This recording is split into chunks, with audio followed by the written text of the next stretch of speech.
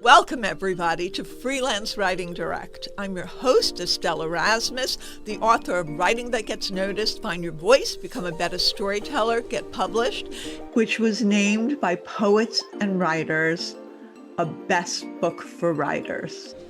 Every week, I speak with novelists, with authors, with writers of every niche to talk about their tips, their tricks, their strategies, and how the sauce is made, including creative advice.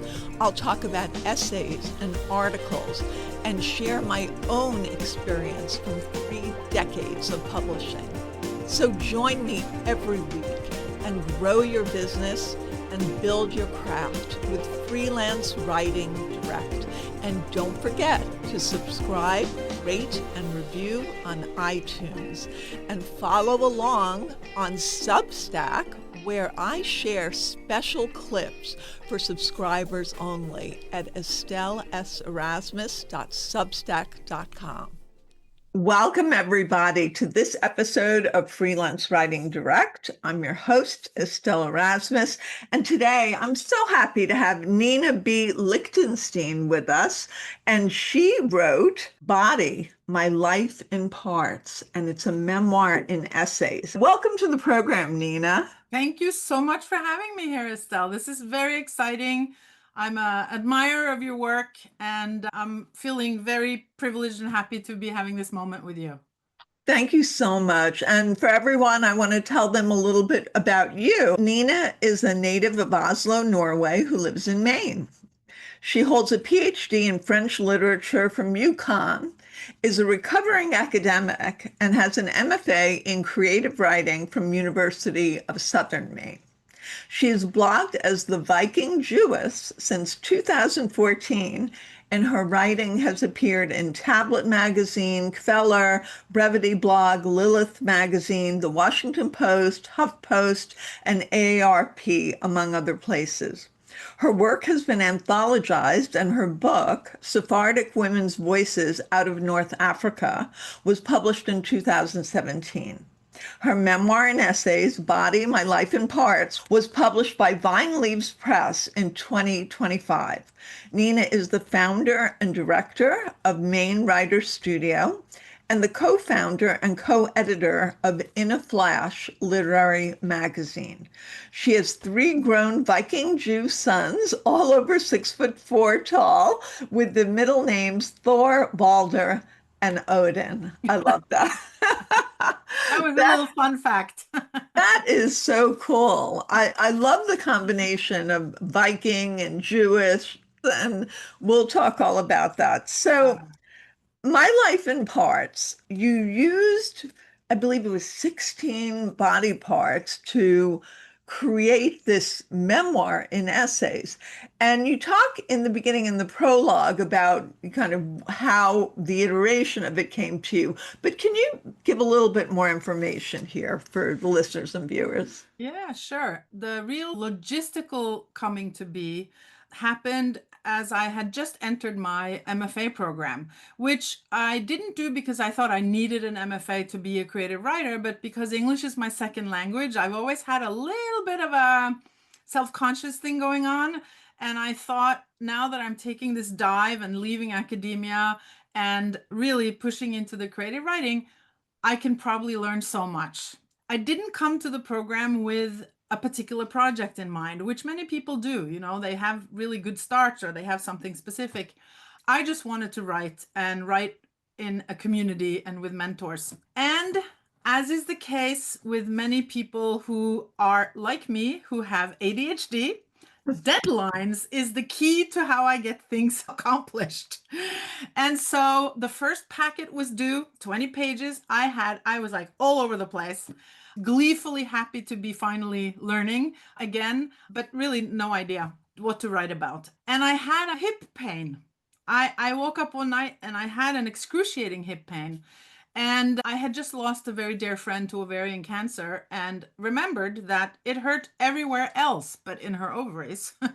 So, of course, my imagination being a little wild, I thought the worst and started to really kind of obsess about my hips, which led me to look around on the internet, to Google things. And I found, among other things, this glorious YouTube video of Lucille Clifton reading an homage to my hips. And I'm getting goosebumps now just talking about it, because it just ignited something in me. And so I wrote the packet of 20 pages, and it could have been just that one packet of that one early chapter of the hips part. Had my mentor not said, "Oh, I love this, give me more of this." And there you Ah, have it. 2 years later, when I graduated, I had, a first draft of what eventually became this book. I Um, love that story. That's so, you're not the first person I've heard who had as their thesis something that became a published work for yeah, being an MFA student. yeah. And that happened with my PhD too. That was also the book that came from that was also my thesis reworked. But I will say this, Estelle, that was sort of the logistical how it came about. What I've come to realize, which of course is the beauty of writing memoir, and perhaps one of the main reasons we do write memoir, is that in the process of writing and collecting and editing and querying and talking about the book, I have also realized a deeper reason why I was probably drawn to this particular body project. And I can share it with you now, or we can get to it. Is it a way of processing the dissolution of your first marriage? That's very good. That's another actually way to think about it. I think all my writing and all our writing is actually to metabolize life. I think of it as a lifeboat, actually. And for those of us who like to or can commit to writing about these things, we're lucky, because it often helps us process things, right? Yes. But I do think that as the book happened very organically, the organization of the chapters happened organically. I didn't have like a structure, or I didn't come with like a set idea.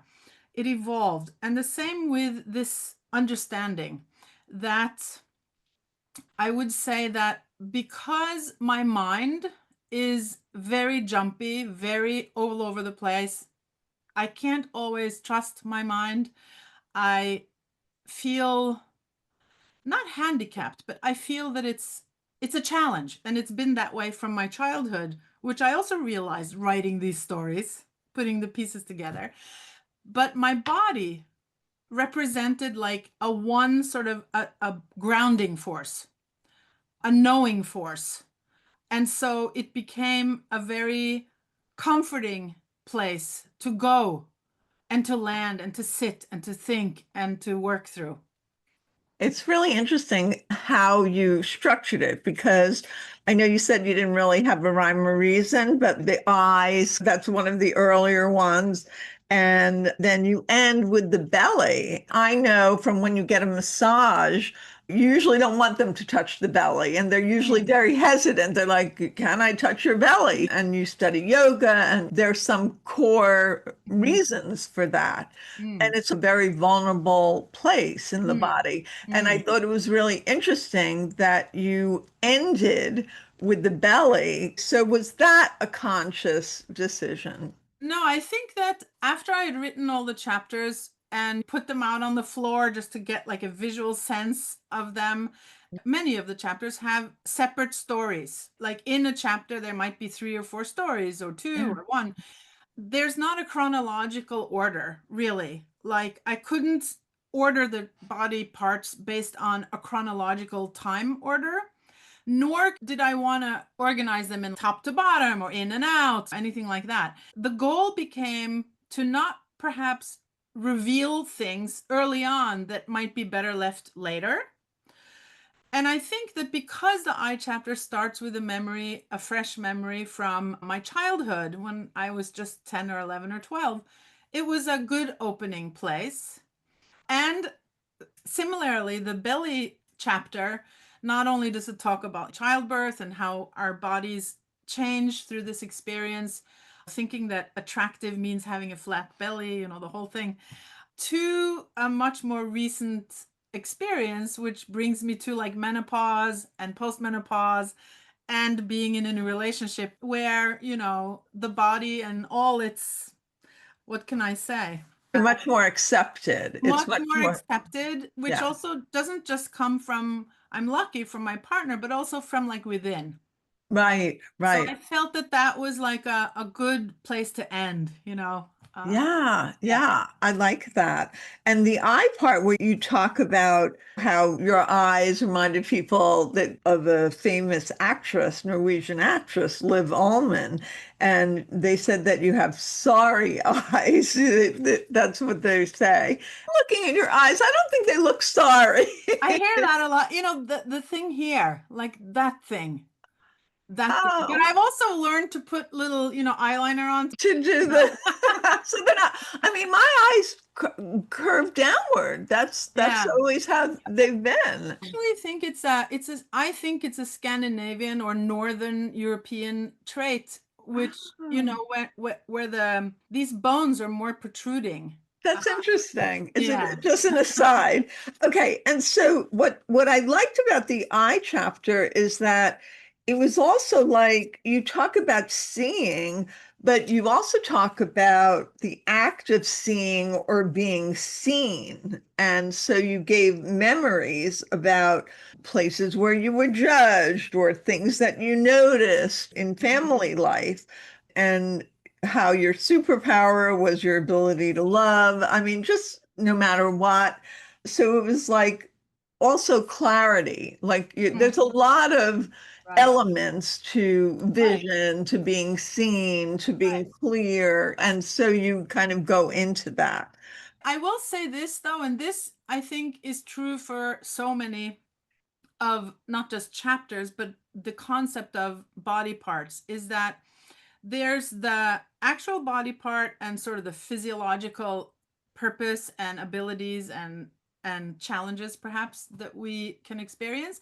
And then there's like the metaphor of the body part, right? Like, so I think that part of what happened as I was writing is that it just opened up. It sort of like blossomed into these other ways of considering, for instance, skin, there's skin and stretch marks and there's sunburns and there are moles and there's all these things, but there's also like the concept of having skin in the game.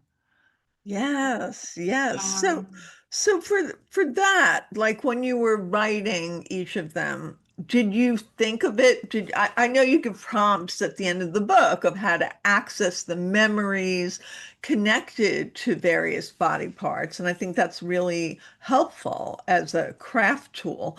But when you were writing it, were you like, okay, skin. So skin in the game, the physical, checking moles, getting a sunburn, how you are as a fair Norwegian person. right. I think what, if I think back to the writing, I would just start by letting it all kind of come out, right? What was memories that if I focused on a particular body part, they would come out and sort of reveal themselves. Um, and then I'm sure that when I was looking for, it's called an epigraph, right? The little quote that we have at the beginning of each chapter, which sort of Yes. sets the tone. There's so many amazing quotes out there. And then you go down these rabbit holes that takes you to philosophy and etymology and literary and historical, And so every time I would do that, I would get other ideas that just it would like multiply. And of course, in the end, what had to happen when it went through a developmental edit and so on was that it had to be reined in because It went in a lot of places. yeah, Yeah. and sometimes a reader would say, I know this is about the nose, but I'm like too far away. I'm losing can you come back? Okay. That's an important thing. As Yeah, a writer, we have to kind of let our work flow, our ideas flow, and then there's that editing process yeah, and the reining back. yeah. You talk in the chapter about nose, smells bring you back through time. And I think that is so True. That is something that sometimes it's hard to access childhood memories, I Mm. think. And I Mm-hmm. think smells and music is Mm-hmm. one way. I don't know how, it's not like you're going to see the denim shorts that you wore when you were 10, but Right. you could hear the song that Yeah. was important. Yes. And one of the exercises I do with my writing students at NYU is I have them, if they're working on memoir, I have them make a playlist of songs from back in the day when Yeah. they were the age that they're writing about. Seen you've posted about that, I think. Yes, And I thought that yes. was really cool. Yeah. And it just is really effective because it's just, again, we can't access that. So the fact that you accessed all these memories is impressive, that you pulled in all these very detailed situations from Yeah. childhood. Quite frankly, embodied writing or writing from or through the body is like now I see it everywhere, right? Like Yeah. I everywhere. It's a wave now, which is wonderful and enriching for us and for writers and readers. But writing about our senses, that's been around for quite a while in writing prompts. Like I Yeah. remember during my MFA, one of the professors or one of the instructors would bring these things like Play-Doh or a certain spice or vanilla or banana and have us write from that. So that's a very evocative way for many writers to come up with really juicy, good stuff. And I think that what I enjoy doing is going beyond the senses that are sort of known and to say that your skin actually, or your feet, right, or your Yeah. hands can also be these super evocative places to mine, as I like to say, as we're in a deep mine where we can mine precious memories or difficult ones for that matter. Were you doing any mind mapping, like when you were coming up with, the ideas, the metaphors particularly, because sometimes metaphor can be difficult to access. Yeah, no, I didn't do any conscious mind mapping. It feels like my mind maps all the time, but I'm not necessarily the person who draws the maps. What were some of the challenges writing this way? I think one of the challenges for me was to actually stay on topic, right? Because I found that when I wrote, all these paths or doors would open and would like lure me in or down. The word is to be disciplined, which sometimes is challenging for me or for many of us. So that was a challenge, but not a terrible one. Another challenge, which actually was a challenge earlier in my writing, I would say, and that became the more I learned, the more memoirs I read, the more I went to workshops, the more I talked shop with people, and the more the time passed. What was a challenge in my early creative writing life, like in my early sort of Viking Jewess blogging days, which was very close to the time when I was going through and my divorce and divorced. A challenge was to look at people who had hurt you in a more empathetic and round and generous way. And so that happened, I think, a lot through this book, which I'm very grateful for because it felt not just the right thing to do, but also, I don't know, it just feels like it has actually opened something in me. It was a healing in a I way. would say, even though I wasn't looking for healing, specifically, but yeah, it's a wonderful byproduct of having written this book.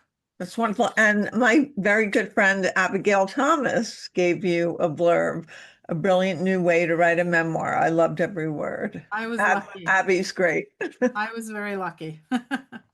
Well, that's really lovely sentiment. And I think the creativity in what you did is different than what I've seen with a lot Yeah. of memoir. Yeah, it was interesting at my book launch event just at the beginning of September in Oslo, Norway, in my hometown. I had a lovely event, very well attended, and the person that was in conversation with me, who is a little bit of she's a cultural and literary persona in Norway. She had said to me in conversations before the event, I felt that the prompts in the back of the book actually took away from the reading experience and from the literary, what she considered the literary value of the work to stand on its own. And I was like, huh, interesting. And I said, I think it's the teacher in me. It's Yeah. the one who always tends to, for better or worse, have that sort of didactic approach to human Yeah. interaction. And so it was a natural thing for me and felt more like an organic sort of gift to give, I you know. agree with you. I disagree strongly with her, and I'll tell you why. The stories are the stories. That doesn't take anything away. It's not like you're leading it with the prompts in the very beginning. Right. Then it feels like a different kind of book, but you're ending it like here I've now expressed how I share information and memories and stories about my life. If you want to do it, Mm, here's how you can do it, which is yeah. a gift to the reader. I'm not Taylor Swift, or Michelle Obama or some big personality whose life fascinates people. So I came into this knowing that, most people aren't going to pick up this book because they're like, oh, there's that Nina Lichtenstein. I want to read about her life. So I came very intentionally as the book was taking shape Yeah. into verbalizing and writing that it's not necessarily my life specifically, but that this opens up an idea for you, the reader, also of how to sort of, move around. And this is what you're carrying in you. Like you have this. Yeah. And adding to the authenticity factor is that you are a co-editor of a literary publication Yeah. in a flash. And so that is another reason and another way that it makes sense to include that information Yeah. because that's something you're working with other people's writing when they That's submit right. it. And Estelle, as the book was taking shape, and especially, after it had been accepted for publication, and I could sort of take a breath and start to think about other projects, I Right. have been able to, because of this book, develop workshops. So you talk about the loss of losing your Jewish in-laws and family and how much you embraced Judaism and the community embraced you. And you went through the whole process of converting. So you're official. I mean, your kids are recognized in the Jewish faith. Yeah, And your in-laws, your former in-laws definitely appreciated that about you, but I guess things got fraught. How do you find your community now, aside from the writing community? How do you find the Jewish community where you and are? especially living in Maine, Yes. which, I Maine love has Maine, by the way. 1 million people all told, right? And I think there's something like maybe 12,000 Jews in all of Maine, but they're not centered necessarily in urban places. Right. And so that has been actually part of a Jewish identity journey, which I am going to write about in my next project, which is more I like it. specifically about that. And that is that moving to Maine from Connecticut and from the Hartford area, which has many, many, many synagogues and kosher butcher and very thriving JCC and 2-day schools and you name it, like it's just was a great place to raise kids. Here, I have, and this has been probably because also I've organically like wanted it. Like I've been seeking a more of a open and less insular, perhaps, way of understanding my Jewish self. And so community here is less centered around a specific synagogue and a specific sort of cohort of similarly observant people, Yeah. which my West Hartford life was more like, and I loved it. I loved every second of it. It was really important for me at the time. Here, I've had to sort of, again, expand my lungs, in appreciating an experience. Like, I'll have a piece in the On Being Jewish Now Substack coming up for the High Oh, Holidays wonderful. That's wonderful. about my first Yom Kippur in Maine, which was in a Reform temple, which I had only been to once at a bat mitzvah. And I remember I was like appalled and shocked that people weren't wearing yarmulkes because I like to say, Estelle, that I was raised in Orthodox Judaism, not I was raised as a Lutheran in Norway, no religion at all, really. But all my Jewish learning happened in a framework of orthodoxy and very anchored in traditions. And so going to the Reformed temple here, there was no cantor who like stood big and imposing at the bima. It was a cellist who sat and played, and there was no song. Yeah.